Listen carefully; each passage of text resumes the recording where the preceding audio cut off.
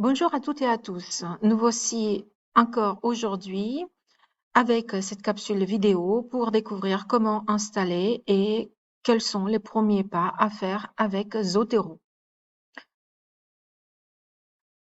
Donc, dans cette capsule vidéo, vous allez découvrir comment télécharger les fichiers d'installation de Zotero, comment installer sur un poste le logiciel de gestion documentaire et de constitution de bibliographie Zotero. Je me connecte donc sur mon moteur de recherche préféré afin de chercher les fichiers d'installation Zotero. Pour ceci, c'est assez simple. Installation.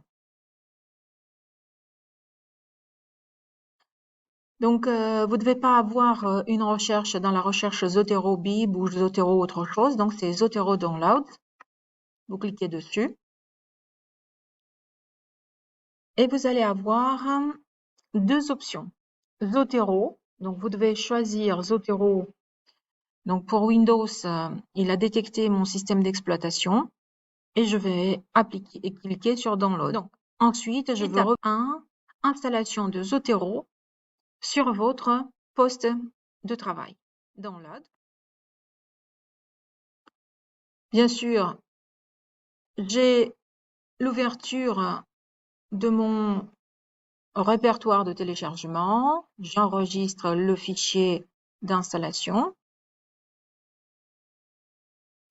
Lorsqu'il est installé, je vais aller tout en haut à droite, vous voyez ici, je clique dessus pour que mon moteur de recherche ouvre le fichier d'installation qui est en cours d'extraction et par la suite d'installation. Donc Zotero, c'est un logiciel de gestion bibliographique et de gestion de documents qui est très facile pour la prise en main. Donc je vais autoriser l'application à apporter des modifications. Maintenant, j'ai la fenêtre Zotero Setup. J'appuie sur Next, donc suivant. Bon, voilà, donc je vais faire une installation standard. Et surtout, vous voyez, il va me l'installer dans la location suivante, Program Files Zotero. Et je l'installe. Donc, je vais marquer sur un bout de papier ce chemin d'accès parce que je vais avoir besoin par la suite. Donc, vous avez vu, c'est Zotero, Program Files Zotero. Donc, le logiciel va prendre son temps. Voilà. Donc, mon Zotero s'est installé. Je vais appliquer, donc c'est Launch Zotero Now, c'est-à-dire lancer Zotero maintenant. Je vais marquer finir. Normalement, Zotero va se lancer. Mon Zotero s'est installé, donc je vais le mettre en petite fenêtre afin que vous puissiez le voir. Voilà. Donc vous voyez, ici vous avez un petit tuto, bienvenue dans Zotero, le guide de démarrage rapide. Surtout, n'oubliez pas d'installer un connecteur Zotero, configurer la synchronisation. Donc, Zotero vous propose de manière automatique à vous faire un compte en ligne gratuit pour 300 mégas d'informations. Donc, c'est déjà bien, mais pour moi, ce n'est pas suffisant. Afin de pouvoir synchroniser vos documents. Donc, moi, j'ai choisi une autre option. Donc, je fais ma synchronisation avec Google Drive. Vous pouvez également utiliser Microsoft One, donc le drive de Microsoft. Vous pouvez aussi utiliser un Dropbox ou un autre cloud dont vous pouvez disposer sur toutes vos machines, tous vos appareils connectés. Donc, dans l'état, Zotero n'est pas vraiment très utile. Ce que vous devez faire, c'est surtout installer le connecteur Zotero dans votre navigateur de recherche préféré. Après le téléchargement de mes fichiers, il m'a ouvert cette page. installer Zotero Connector pour Chrome. Et je vais cliquer sur Install. Comme vous voyez, mon Zotero Connector est déjà installé sur ma machine. Donc, je vais aller dans ce petit onglet Puzzle et je trouve ici un petit Z ou une petite page, d'accord, pour pouvoir sauvegarder. Allons maintenant dans Zotero pour créer les premiers documents. Je vais ouvrir tranquillement mon Zotero. Là, ma bibliothèque, elle est constituée, d'accord? Donc, je peux avoir ici mes publications. Donc, voilà. Donc, ça, c'est mes publications. Voilà, les doublons, les non classés, la corbeille. Donc, dans ma bibliothèque, je clique dessus. Je vais cliquer, clic droit, nouvelle collection, et je vais écrire mémoire. Les noms des collections, vous pouvez les changer à fur et à mesure. Donc là, j'ai par exemple, je suis par exemple étudiante, comme dans votre cas, mais peut-être que je suis aussi enseignante. Donc là, je vais marquer nouvelle collection. Donc, par exemple, je suis enseignante en histoire géo. J'ai marqué histoire. D'accord? Voilà. Donc, pour le mémoire, personnellement, ce que je vous recommande, c'est de créer 2 ou 3 dossiers. Un premier, donc nouvelle, donc pareil, vous cliquez, clic gauche sur mémoire, clic droit par la suite, nouvelle sous-collection, vous sélectionnez nouvelle collection et là je vais écrire en vrac. Bon, le titre est assez parlant, d'accord? Donc en vrac. Dans le mémoire, par exemple, je vais écrire, je vais créer une nouvelle sous-collection, rhétorique, etc. Donc je crée dans mon sujet, dans mon répertoire mémoire, donc je cherche vraiment, je mets des choses qui m'intéressent. Disons que je vais me connecter sur mon compte Kern, d'accord, donc via mon compte universitaire, pour sauvegarder les premières références. Donc, pour que ça soit bien sauvegardé, par exemple, je me mets sur un vrac, d'accord, ça veut dire que c'est là que tout va arriver. Je vais minimiser ça. Je me connecte à mon compte universitaire d'abord, c'est ce que je vous disais. Hop. Ensuite, j'ouvre un deuxième onglet. Là, je vais me connecter, par exemple, à mon archipel. Voilà, bibliothèque, archipel. Et là, j'ai une enseignante qui m'a parlé, par exemple, de Gérard Sansévi. Donc, je fais ma recherche, je tape ma recherche, cette entrée m'intéresse, donc je vais cliquer dessus et je vais regarder un peu où est-ce que cette référence se trouve. Donc, déjà, je vais le voir que elle se trouve à Saint-Agne, voilà, et j'en ai absolument besoin. Au moment où je suis connectée sur mon compte Archipel, ici dans les plugins, j'ai une petite icône Save to Zotero. Parfois, donc là c'est un livre, donc il y a une petite icône de livre, parfois c'est un article, parfois c'est un PDF. Donc ici il n'y a pas de document en ligne, peut-être qu'il y en aura un jour, mais là il faut que j'aille à la bibliothèque pour le chercher. Donc là du coup, je vais cliquer sur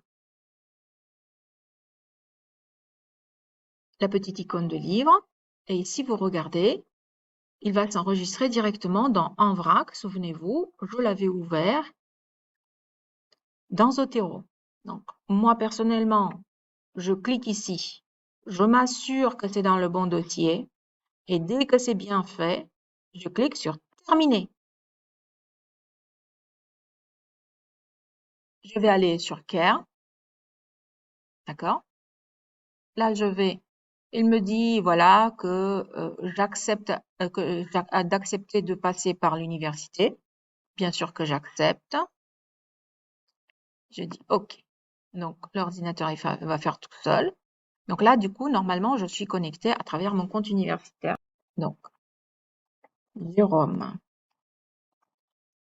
Santini. Je ne m'encombre pas avec les accents, d'accord? Vous voyez, il y a un auteur connu par Kern, et c'est mon auteur.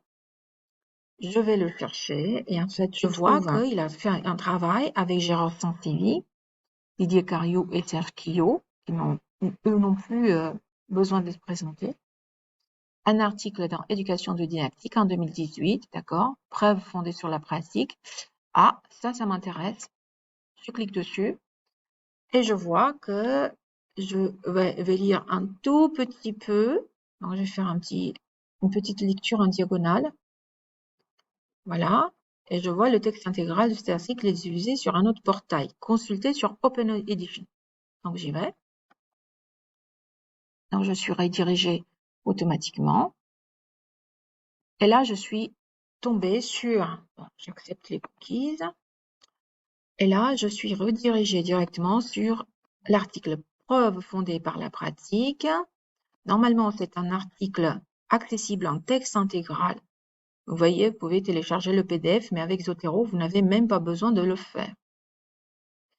Donc, je vais regarder bien dans mes plugins, là, d'accord? Et je vais voir que dans les extensions, dans les petites extensions de mon navigateur, j'ai Save to Zotero. Et là, c'est un autre petit icône qui symbolise article scientifique ou article. D'accord? Voilà. Je clique dessus et je regarde encore une fois. Hop. Oui, donc, où est-ce que je l'enregistre? Dans En vrac. Je clique toujours sur ça. Et je vois aussi qu'il va me télécharger le PDF. Le PDF en accès libre. Je clique dessus. Hop. Et normalement, je vais rouvrir Zotero, sauvegarder vos bibliographies. Moi, je vais dire, donc, paramétrer la synchronisation, ça veut dire qu'il me demande de faire un compte. Moi, je vais dire, me le rappeler plus tard, d'accord? Sachant que moi, je n'ai pas... je vois ici que j'ai sauvegardé déjà un livre, je sauvegardais déjà un article, et c'est super intéressant parce que j'ai toutes les données, d'accord? Et surtout, si je clique dessus, en fait, Zotero va ouvrir directement l'article qui est sauvegardé. D'accord? Je vais fermer. Je reviens à ma recherche, donc je vais minimiser Zotero. Je reviens à ma recherche. Je suis toujours sur mes preuves fondées sur la pratique, mais il y avait une référence qui m'intéressait, donc je reviens sur Kern, chez Santini.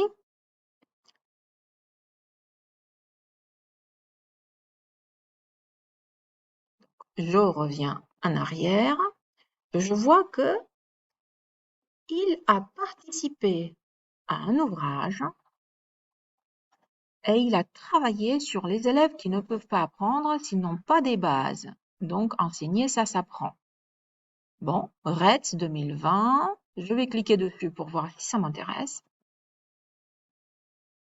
Pour faire une petite lecture en diagonale, les mythes des conceptions, d'accord, les conceptions des élèves, phénomène d'apprentissage. Ça a l'air d'être intéressant. Ce que dit la recherche, comment penser le problème, l'apport de la recherche, ainsi de suite. Les figures. Bon, voilà. Ça m'intéresse? Oui, ça m'intéresse. Donc là, vous voyez ici en haut, tout en haut, dans le petit onglet d'extension de mon navigateur, vous voyez un petit livre ouvert. Ça veut dire qu'il s'agit d'un chapitre d'ouvrage. Donc, je vais cliquer sur chapitre d'ouvrage. Il va se mettre en vrac. Donc, j'ai toujours accès via Zotero. Je vais sur Zotero et j'ai 3 références. Santini, Sansevi. D'accord? Là, le petit point bleu, c'est que c'est un accès en ligne. Comprendre les concepts, ça veut dire que je n'ai pas de ressources associées, donc il n'y a pas de lien Internet, il n'y a pas, donc je ne l'ai pas encore trouvé, d'accord? Mais je peux le rajouter par la suite. Et surtout, ici, j'ai un PDF que j'ai sauvegardé.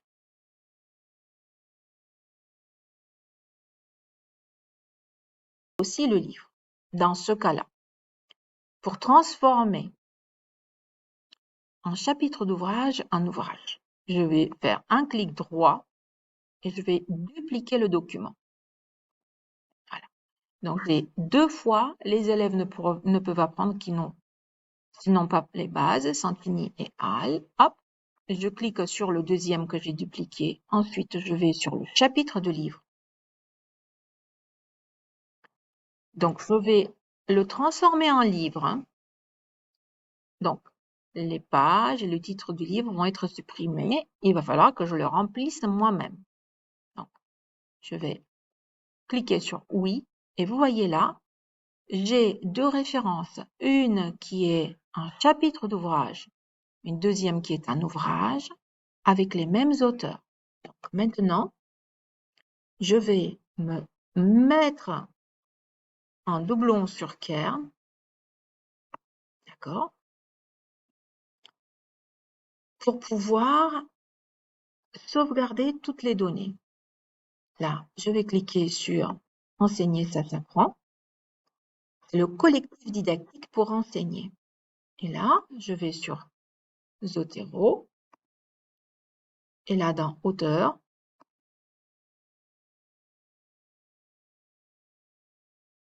je vais supprimer tout le monde.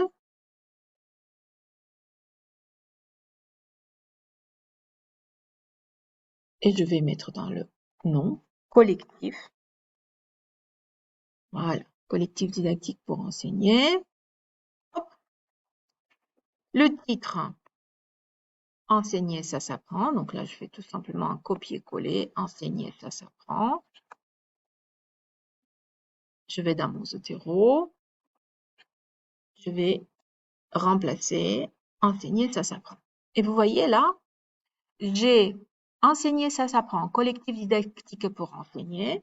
Ici, c'est un livre, il est en France, mythe et réalité, maison d'édition Retz, date 2020, ISBN, je l'ai.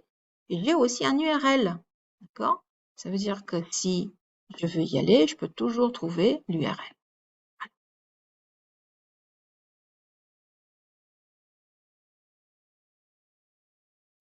Si par exemple, si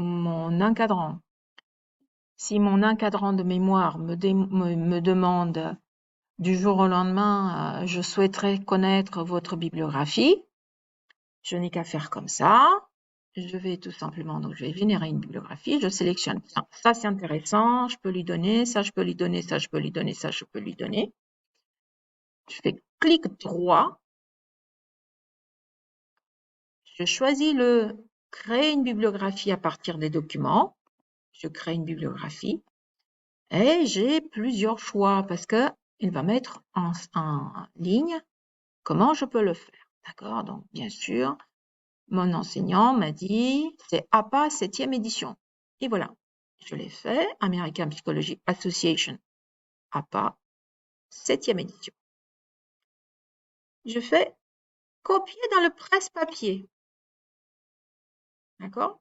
C'est plus intéressant pour moi parce que je vais ouvrir mon logiciel de traitement de texte pour copier cette bibliographie. J'appuie sur OK. J'ouvre mon logiciel de texte préféré. Voilà. Et là, je vais coller. Et vous voyez, j'ai collectif didactique pour enseigner 2020, enseigner ça s'apprend, REDS. J'ai l'adresse mail, j'ai l'adresse internet, pardon. Donc, j'ai fait le copier-coller et j'ai mes références collectif didactique pour enseigner avec le lien HTML, Santini, sans lien, parce que c'est la référence que j'avais sauvegardée sur Archipel. Santini, référence sur Kern, donc j'ai le lien, sans sévi avec le lien. Voilà. Et j'ai vraiment généré ma bibliographie dans les normes dans quelques minutes. Le plus long, c'est vraiment de sauvegarder les références et de regarder que tous les éléments sont là.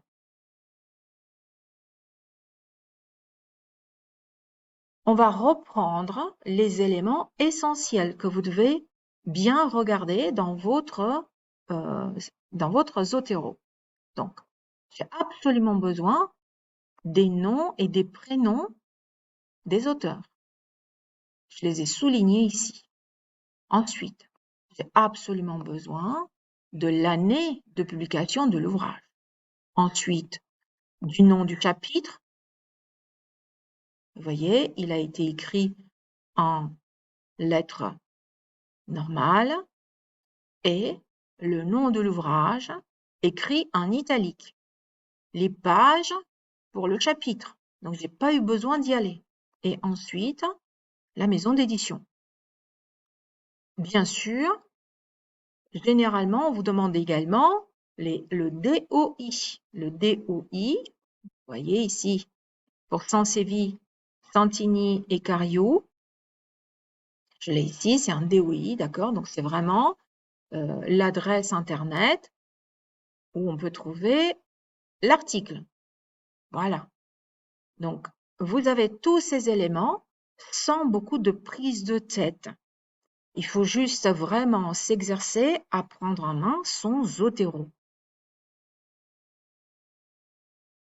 Je vous remercie pour votre attention et je vous souhaite bonne installation de votre Zotero et surtout bonne confection de votre bibliographie.